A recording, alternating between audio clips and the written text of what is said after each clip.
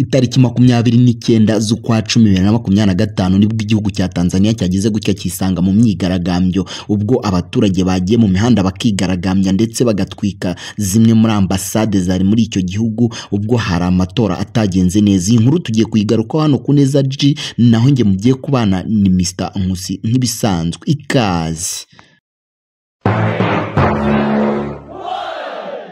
Samia Suluhu Hassan akaba yaragiye ku butegetsi cyangwa se ku mwanya wa perezida 2021 Werurwe itariki 19 ubwo yasimboraga Pombe Magufuli ubwo yitabaga Imana, ndetse ishami ritavuga rumwe na leta ariryo Shadem rikaba ryavuze ko yegukanye umwanya w'intsinzi ariko binyuze mu buriganya cyangwa se mu kwiba amajwi nk'uko bakomeje kugenda babitangaza. Ibyo byose turaje tubirambure hano ku Neza G, ntugende utumvishe akantu ku kandi, turaje tugutaturire iyi nkuru uko yakabaye cyangwa se uko amatora yagenze. Naho nge mugiye kubana ni Mr Nkusi nk'ibisanzwe.